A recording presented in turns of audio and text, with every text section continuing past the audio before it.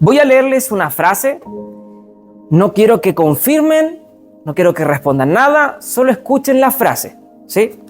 Ni con la cabeza digan nada, ninguna expresión, nada. Es una frase, ¿sí? Está sacada allí, muy probablemente la hayan escuchado. ¿Sabías que la expresión no temas sale 365 veces en la Biblia?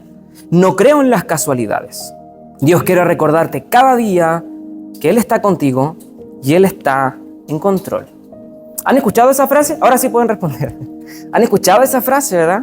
Muy probablemente, haya sido en alguna imagen en Facebook o desde un púlpito tal vez. Pero la verdad es que es mentira. Eso no es real. La Biblia no dice 365 veces, no temas. Y no está puesto allí para decirnos que cada día no debemos temer. Porque ¿qué pasa el 29 de febrero? Ahí acabo de mundo. Porque no hay 366, 365. ¿Qué pasa ahí? No. La Biblia no dice 365 veces, no temas. Muy probablemente, por el beneficio de la duda, la persona que tal vez divulgó aquella información lo hizo con buena fe, para darle seguridad y confianza a los creyentes, que Dios cada día dice no temas. La verdad es que Dios no necesita ayuda para consolar o para ayudar a sus hijos, ¿sí? Ahora, ¿cuántos no temas necesitamos para no temer? Si no hay uno para cada día, entonces ¿debo temer cada día? Si nosotros ocupamos una concordancia, la concordancia es una herramienta que nos permite ver cuántas veces se repite una palabra en toda la Biblia, ¿sí? Y nosotros ponemos, no temas, no vamos a encontrar 365, ni 300, ni 200. Encontramos menos. Ahora, ¿cuántos necesitamos para no temer? ¿Cuántas veces Dios tiene que decirnos, no temas, para que nosotros no temamos? Solo una. Una es suficiente. Ahora sí, la Biblia dice más de una vez. No 365, pero tampoco una. Dice más de una vez. Y el tema de hoy justamente tiene que ver con el temor, con el miedo, ¿sí? Seguimos en Juan, por si acaso. Vamos a leer el pasaje de hoy día. No tengo el cosito. Me acabo de acordar que no lo tengo, pero sí, por favor. Vamos a leer Juan del versículo 16 al 21. Es una historia más o menos famosa. Muchísimas gracias. Sí, es una historia más o menos famosa, ¿sí? Vamos a leerlo completo y le vamos a dar lectura en el nombre de nuestro Señor Jesús. Esto es luego de la alimentación de los más de 5,000 personas, ¿sí? De multiplicar el pan y los peces.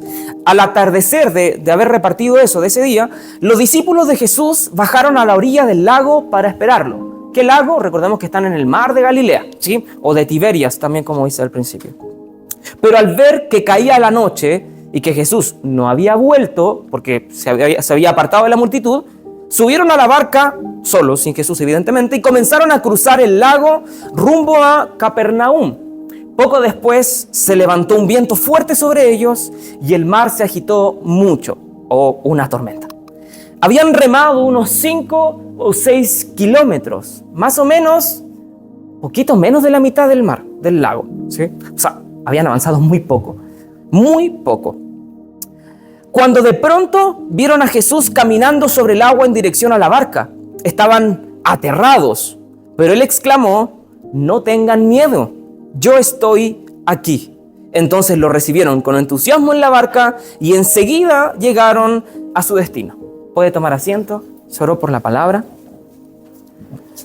Hay varias cosas acá pequeñas que van dando distintas cosas. Solo para dar un punto, quiero ir al final y luego retroceder. Dice, cuando lo recibieron con entusiasmo, luego de haber tenido miedo, cambiaron rápidamente de una emoción a otra, de terror a entusiasmo, enseguida llegaron a su destino. Eso es un milagro, porque estaban a la mitad del mar, ¿sí? A la mitad. Y llegaron enseguida a la orilla, al tiro. Jesús, de alguna manera milagrosa, hizo que aparecieran a la orilla, ¿sí? Eso es un milagro un mini milagro, un mini express, que está allí. Juan ni siquiera lo menciona como y Jesús hizo este milagro, no, lo hizo, simplemente, ¿verdad? Ahora, este relato, como decía, al principio está puesto luego de la multiplicación de los panes y los peces, porque ocurre inmediatamente después de eso. Vemos que la multitud se volvió eufórica con el milagro de Jesús y quiso hacerlo rey. Quiso nombrarlo su rey, ¿verdad? Ocupando a Jesús para un tema político, que Jesús los liderara y los liberara de Roma también. Pero Jesús se apartó de en medio de ellos. Jesús no quiso involucrarse en ese aspecto y se fue solo. Los otros evangelios que cuentan este relato dicen que se fue a orar. Y los discípulos bajaron a la orilla, Jesús los despide, ellos dijeron, bueno, vamos a esperar a Jesús porque no queremos irnos solos. Llegó la noche, Jesús no llegaba y dijeron, bueno, tenemos que irnos. Se montaron en la barca, a la mitad del camino, ya los había agarrado una tormenta antes de la mitad, y remaban y no avanzaban nada. Los otros evangelios nos dan varios detalles y nos dicen que eran más o menos las 3 de la mañana cuando esto sucedió. Ellos se fueron de noche, o sea, remaron por horas, y recién habían avanzado un par de kilómetros. O sea, la tormenta de verdad estaba fuerte. ¿Por qué? Porque estaban remando en contra del viento. Y la tormenta y todo, entonces literalmente estaban remando y no avanzaban. Estaban pegados allí. Y tuvieron miedo, dice la Biblia. Tuvieron mucho miedo. Ahora, ¿habían razones para tener miedo? La verdad es que sí. Y habían razones de peso para tener miedo. El milagro que Jesús había hecho momentos antes, o horas antes, había sido no solo presenciado, sino palpado, porque miles comieron de pan y pescado multiplicados milagrosamente. Ahora, ¿por qué eso generaría miedo? Porque esta gente lo quería hacer rey a Jesús. Y esto era un ataque directo al gobierno de Roma. Aun cuando Jesús se desligara, Roma tenía que perseguir a cualquiera que estuviera en contra o generara revuelta en medio de sus dominios. Y esto hacía que Jesús se volviera un enemigo de Roma. Lo persiguieron a él y a sus discípulos. Entonces los discípulos tenían miedo de que este milagro pudiese costarle la vida a Jesús. Lo pudiesen llevar a la cárcel o cualquier otra cosa. De manera que la seguridad de Jesús estaba en riesgo. Y eso era un miedo para ellos, ¿sí? En segundo lugar, ellos estaban solos. Jesús no estaba con ellos en la barca. Eso también generaba un miedo, inseguridad. Por otro lado, no sabían dónde estaba Jesús. Jesús se había ido y no había vuelto a la noche. ¿Lo habrán pillado a las personas? ¿Lo habrá pillado Roma? ¿Qué habrá pasado con Jesús? Estaban allí en esa incertidumbre y quisieron marchar solo. Entonces eso también generaba miedo. Por otro lado, la tormenta era un miedo real. La tormenta realmente era un miedo genuino.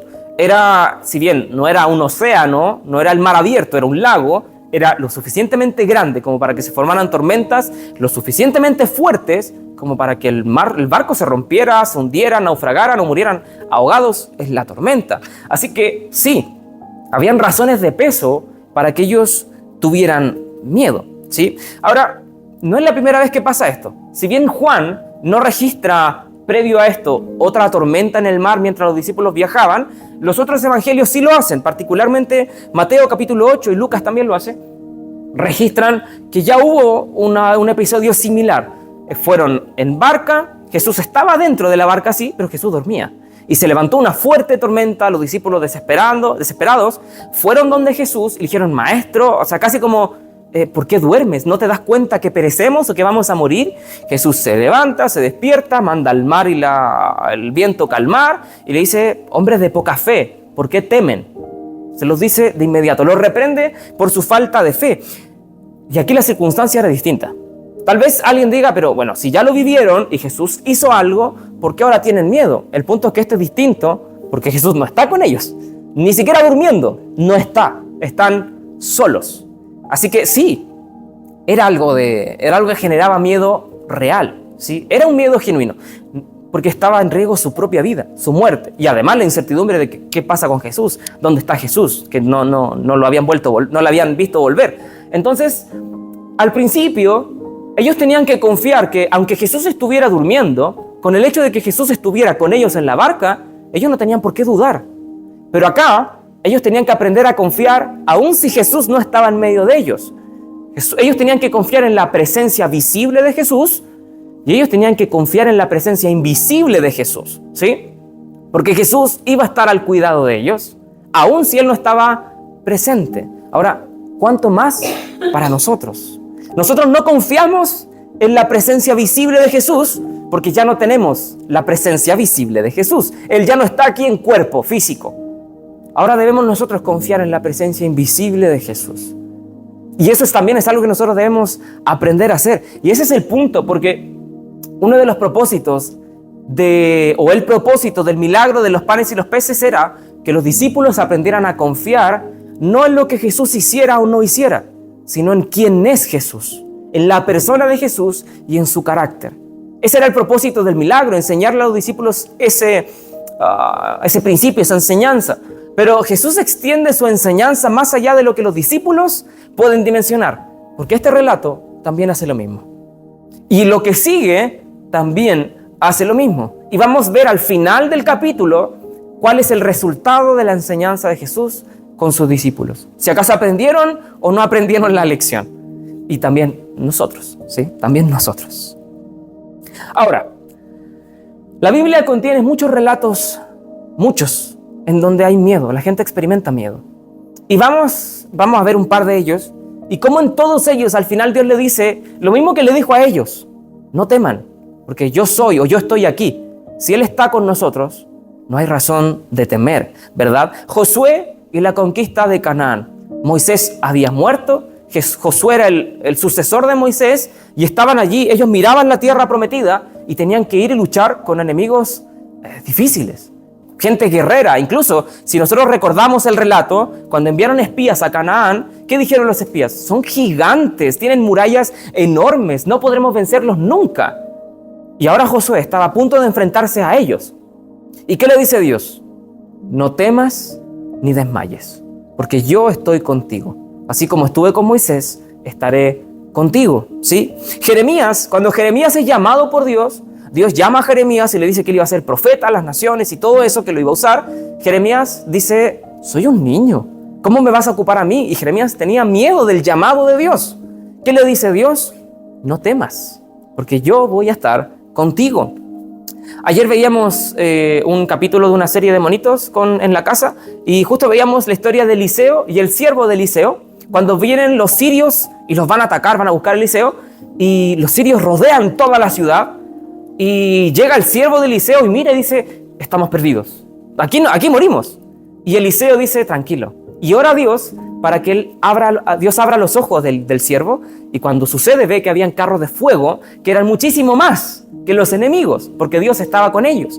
Y Dios le dice por medio de Eliseo al siervo: no temas, porque son muchos más los que están con nosotros que los que están en nuestra contra. Y también le dice lo mismo: no temas. Ahora, hay otra historia en la historia de Israel.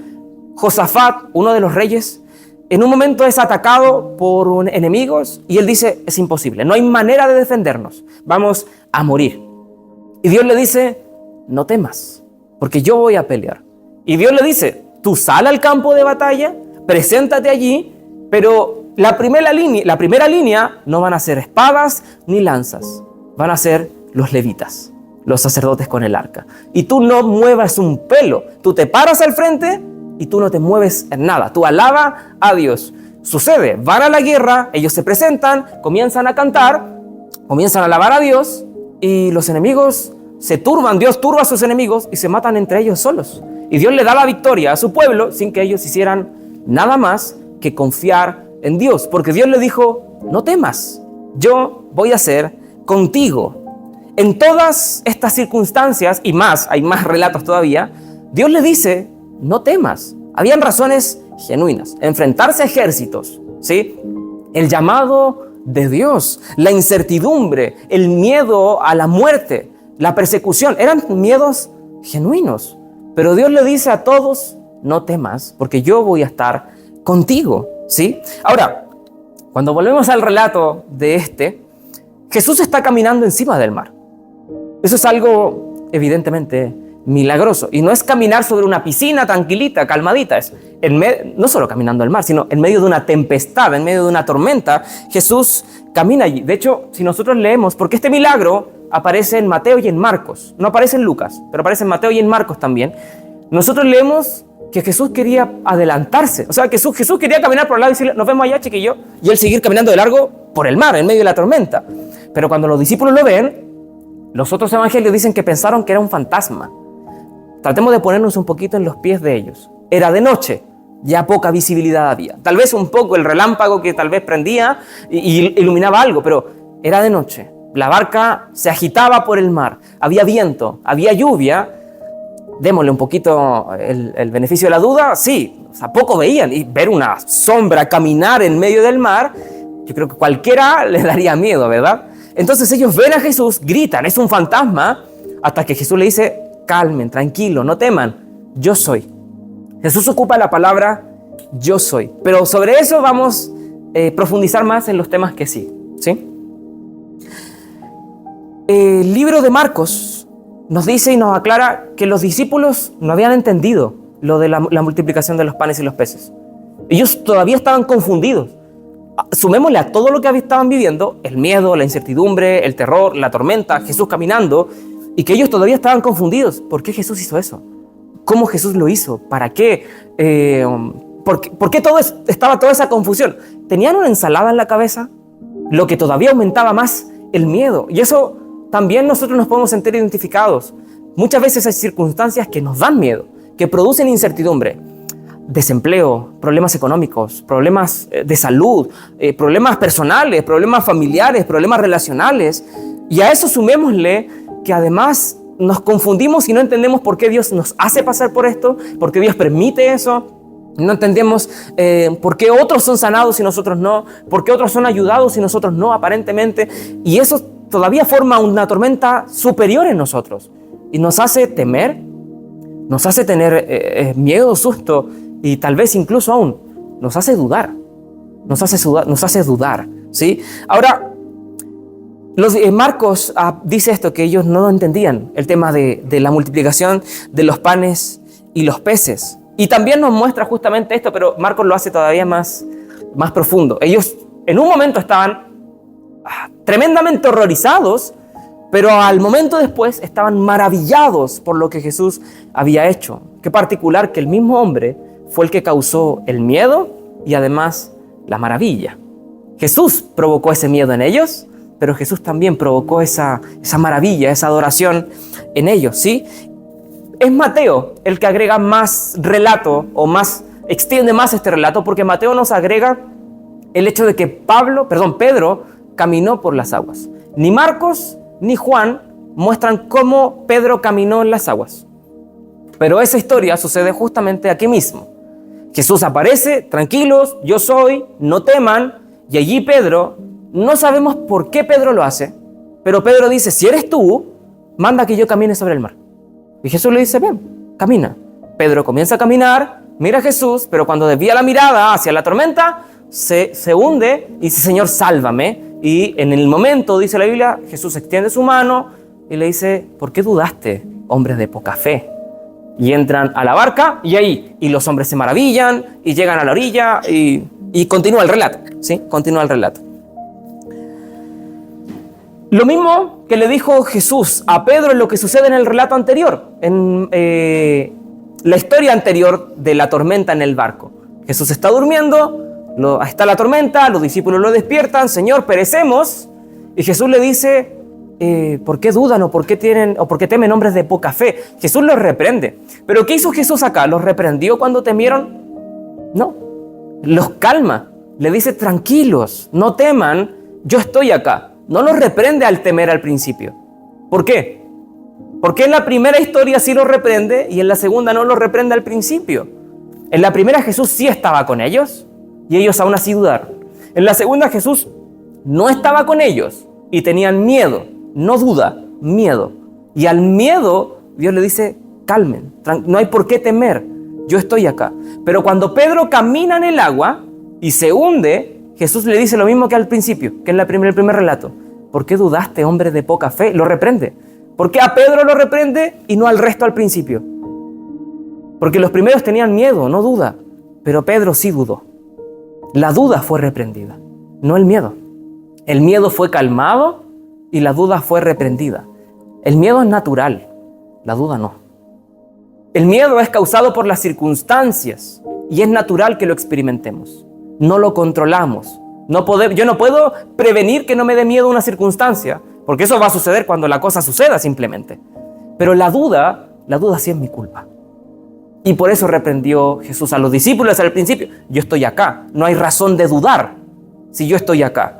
Y a Pedro, yo te dije que vinieras. ¿Por qué dudaste? Si mi palabra es suficiente. Y ahí lo reprendió. Y encontramos un principio. Y es que la duda y la incredulidad es un pecado. ¿Por qué? Porque es una desconfianza a la palabra de Dios y inconsciente o conscientemente es poner en tela de juicio la veracidad de la palabra de Dios. Y en última instancia es creer, seamos conscientes o no de ellos, que Dios no es lo suficientemente confiable como para no dudar de Él. Y al respecto, lastimosamente también la Biblia tiene muchas historias sobre eso. Fue el miedo lo que llevó a Adán y Eva a esconderse de Dios. Fue el miedo. ¿Por qué? Porque Satanás los hizo dudar de la palabra de Dios. Fue el miedo el que llevó a Abraham a mentir no una, 2 veces con respecto a su esposa. ¿Por qué? Porque dudó de que Dios lo iba a prosperar en Canaán. Y él por miedo fue a Egipto a buscar alimento. Y eso le costó consecuencias gravísimas. Saúl fue el miedo lo que lo llevó a desobedecer a Dios y darle el favor al pueblo. En el Nuevo Testamento, cuando está la parábola de los talentos, uno o algunos la invirtieron y multiplicaron las ganancias, pero uno, por miedo, no hizo nada y enterró los talentos. ¿Y qué le dijo cuando volvió el Señor? Si tenías miedo de mí, por último, la debiste haber dejado a que generara intereses. Por último, fue el miedo el que lo llevó a no hacer nada. Todos estos han pecado. Fue el miedo el que llevó a Pedro a pecar contra Dios. Y por último, no es la última historia, hay muchas más, fue el miedo el que llevó a los judíos a matar a Jesús. La Biblia dice que tenían miedo de Él. Y fue el miedo el que les impidió creer en Jesús. El miedo es natural, pero si el miedo nos alimenta la incredulidad y la duda, eso ya no es correcto. Dios dice, no temas del mañana, porque todos los miedos, todos y cada uno de nuestros temores son respecto al mañana.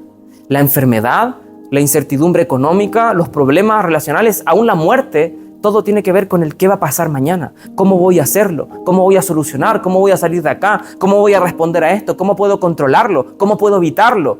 Todo tiene que ver con el mañana, todo. ¿Y qué dice la Biblia al respecto? No nos pertenece el mañana.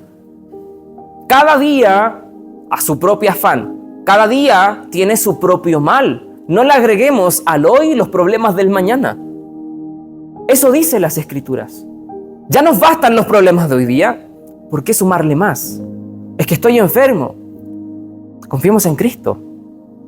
No sabemos lo que va a pasar mañana. Es que hoy día no tengo trabajo. Confiemos en Cristo. No sabemos lo que puede pasar mañana. Es que hoy día tengo problemas. Lastimosamente, si somos sinceros, no nos preocupa el hoy. Nos sigue preocupando el mañana. Nos sigue preocupando el mañana. Porque aunque hoy día seamos conscientes de nuestro problema, lo que nos preocupa es que mañana continúe. Eso es lo que nos tiende a dar miedo.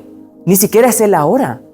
Ni siquiera es el momento. Porque si de verdad nos preocupara el ahora, nos ocuparíamos del ahora. Pero no es lo que tendemos a hacer. Nos preocupamos de, ¿y si mañana sigue? ¿Y si mañana no se soluciona? ¿Y si en 2 meses sigo así? Es que yo no sé qué voy a hacer. Es que ese no es el problema. Es el hoy, ¿sí? No permitamos que la duda gobierne nuestra vida. La Biblia dice en Efesios que debemos vestirnos de toda la armadura de Dios, el yelmo de la salvación, el casco de la salvación, para que en nuestra mente no entren las mentiras de Satanás, la coraza de justicia para que nuestro corazón no sea pervertido por las tentaciones del enemigo, el cinto de la verdad para que no seamos seducidos por la mentira y el error, el calzado del evangelio para que nuestros pies no se desvíen, sino que permanezcan fieles en la verdad de la palabra. La espada, que es la palabra de Dios. Y por sobre todo, la Biblia dice, por sobre todo, el escudo de la fe. Porque es la falta de fe la que alimenta la incredulidad. Es la falta de fe la que alimenta la duda. Amén. Volvamos a la historia. Y hay un detalle importante. Si volvemos a Marcos, o si nos vamos a Marcos, 6:45, la Biblia dice que Jesús los envió al mar. No se le ocurrió a Pedro, no se le ocurrió a Juan, Jesús los envió al mar, los envió. ¿Qué significa eso? Que Jesús era consciente de lo que iba a pasar. Jesús sabía lo que iba a pasar. Pero si me permiten ser todavía más profundo, cuando nosotros leemos el texto en griego, la palabra que Jesús ocupó cuando dice los envió, Jesús los obligó. Jesús los obligó a ir al mar. Los obligó. Ahora, ¿por qué los obligó? ¿Habrá tenido razón? Bueno, si Jesús hace algo es porque puede, porque quiere y es soberano, ¿sí? Pero hay razones para creer o que Jesús tuviera para mandarlos. Podemos presentar algunas. Tal vez una de ellos era porque Jesús quería apartar a sus discípulos del fervor de la multitud. Y probablemente sus discípulos también se vieran seducidos por la multitud a nombrar a Jesús rey. Jesús no era lo que quería, entonces Jesús los aparta y los obliga a apartarse de la multitud. ¿Por qué? Porque la multitud se iba a ir por tierra, por los caminos. Entonces Jesús le dice, no, váyanse por el mar mejor, así se van solitos y no escuchan otras cosas. Esa es una posibilidad. Otra es que Jesús quería estar solo, completamente solo, ¿sí?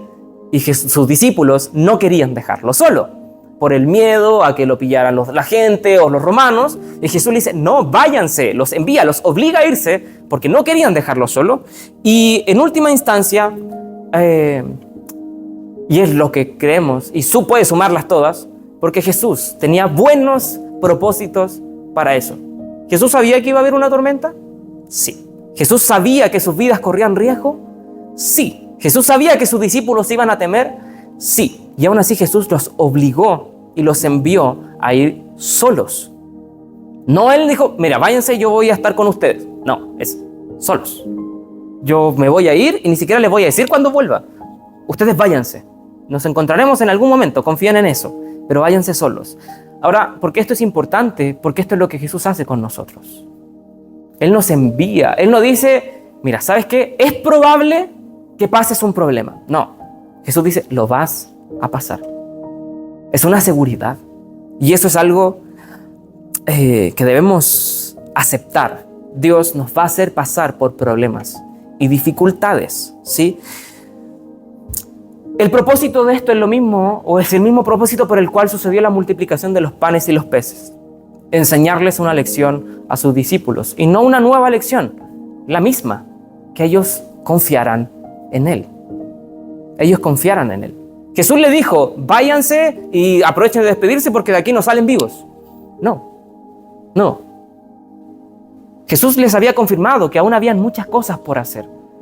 Entonces ellos no tenían por qué temer a la palabra de Jesús. Ellos tenían que aprender a confiar en quién es Jesús. No en si está o no está. No en si lo veían o no lo veían. No en si Él iba a calmar o no calmar la tempestad. Él iba a cuidar de ellos. Ellos tenían que aprender a confiar en Jesús, ¿sí? Y qué hermoso es saber que el que nos envía a la prueba no nos deja solos. Nunca nos va a dejar solos. Porque aunque Él no estaba presencialmente con ellos, ¿sabe lo que dicen los otros evangelios? Que Jesús los estaba viendo. Ellos no estaban solos. Los ojos de Cristo estaban encima de ellos. Él estaba atento a cada tormenta, a cada ola que golpeaba la barca, a cada grito de desesperación, a cada remada. Jesús estaba atento. Sus ojos estaban con ellos. Él nunca nos va a abandonar. Y debemos abrazar una promesa. Salmo 23:4. Aunque anden en valle de sombra de muerte, no temeré mal alguno. ¿Por qué? Porque tú estarás conmigo. Aunque ande en valle de sombra de muerte, no temeré mal alguno porque sé que no va a durar mucho y voy a salir de aquí pronto. No. Aunque ande en valle de sombra y de muerte, no temeré mal alguno porque yo no voy a sufrir y voy a pasar por encima. No. No sé cuánto tiempo esté en el valle de sombra de muerte. Un día, 2 semanas, 2 meses o toda mi vida. Pero yo no temo, no por lo que pueda o no pueda pasar, sino por la seguridad de que Él está conmigo. Y si Cristo está conmigo, ¿por qué temer? ¿De qué tener miedo si Él está con nosotros? ¿Miedo al mañana? ¿De qué se preocupan? Si su Padre sabe de lo que tienes necesidad, dijo Jesús. Miedo a la enfermedad, a la muerte, ya sea que vivamos o que muramos, somos del Señor. Miedo al rechazo, bienaventurados si somos rechazados por su causa. ¿Qué temer si Él está con nosotros? ¿A qué tenerle miedo si Cristo está con nosotros? Amén. Dios nos va a poner en situaciones difíciles. Es una seguridad. Ahora, ¿por qué lo hace? Bueno, para enseñarnos algo. 2 Corintios 1:9, la versión PDT. Pablo está hablando.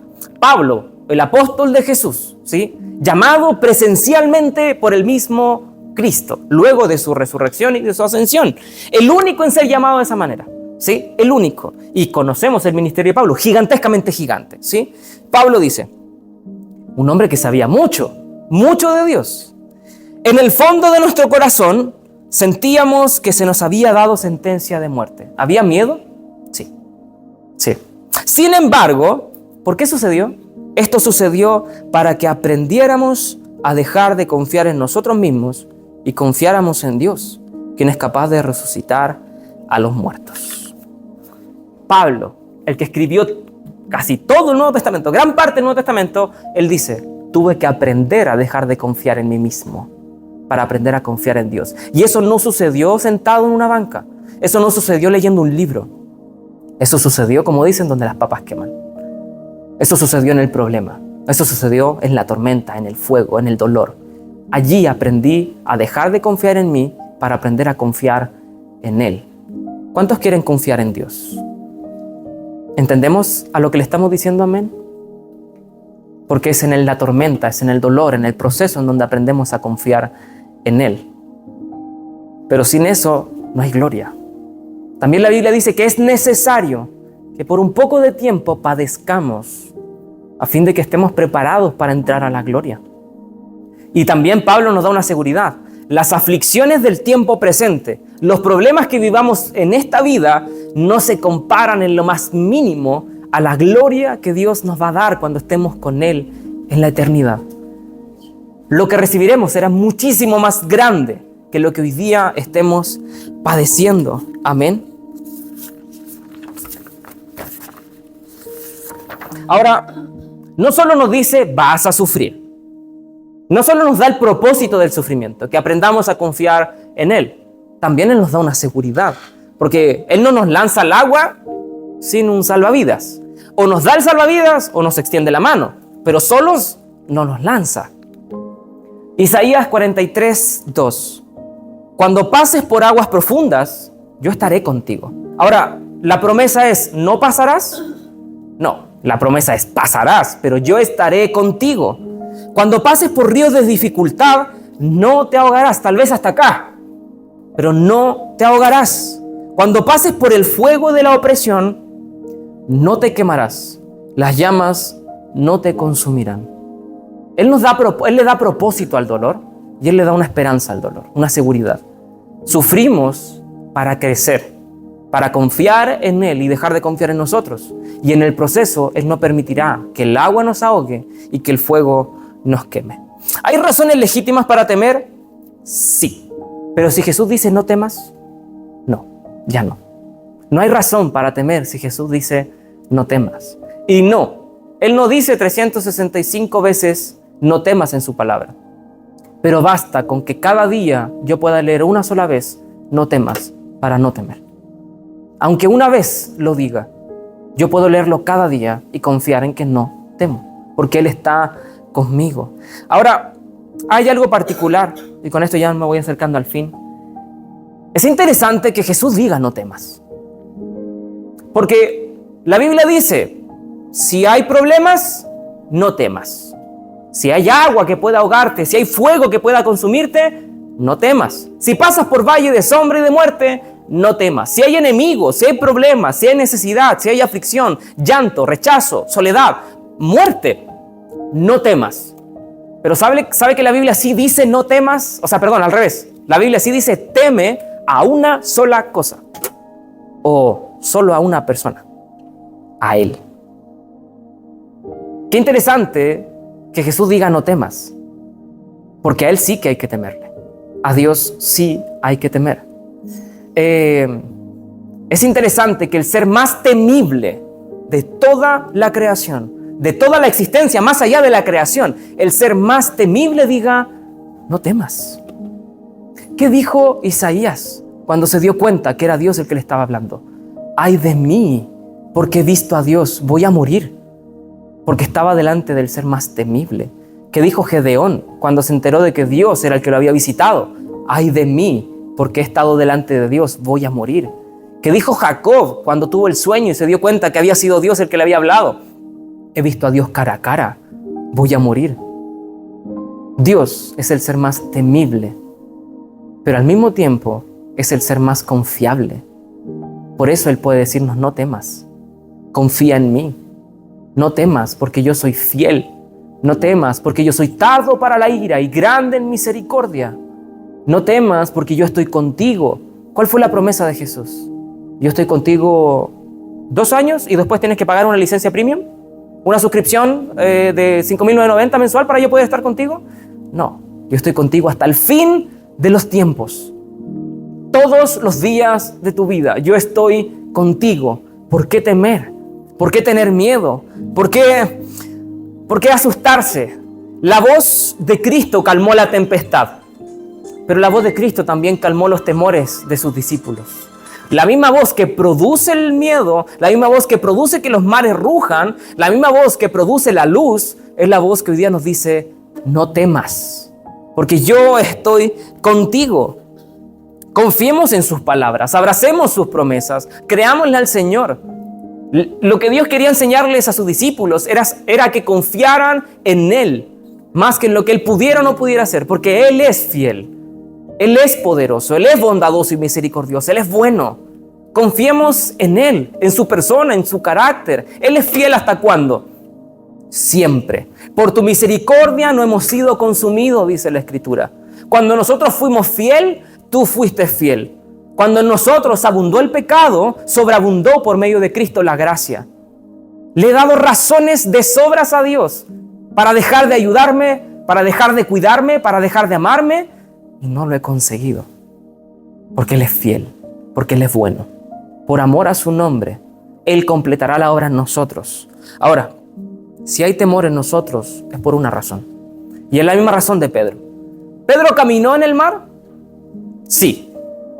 ¿Cuándo caminó Pedro en el mar? La Biblia, qué bueno, que Mateo es clarito en eso, que él miró a Jesús. Y mientras miraba a Jesús, él caminaba en el agua. Pero cuando Pedro desvió la mirada de Jesús, cuando puso su mirada en el problema, en la tormenta, en el viento, en el mar, Pedro se hundió. Pero cuando su vista estuvo puesta en Cristo, ¿el mar se calmó? No, el mar seguía rugiendo fuerte. ¿La lluvia cesó? No, el viento no paró, pero él caminaba encima de la tormenta mientras mirara a Jesús. Ahora, qué interesante que Jesús le dice hombre de poca fe cuando desvía su mirada. ¿Por qué es interesante? Porque el autor del libro de Hebreos dice que nuestros ojos tienen que estar puestos en el autor y consumador de la fe. Pongamos nuestros ojos en Cristo. Él es fiel. En tu problema, en tu aflicción, Dios no te dejará solo. Nunca, nunca. Ni aún en nuestra infidelidad, Él nos ha abandonado. En el día que temo, yo en ti confío. Que podamos decirlo con fe, con fuerza, creyendo que Él es fiel y Él no va a fallar.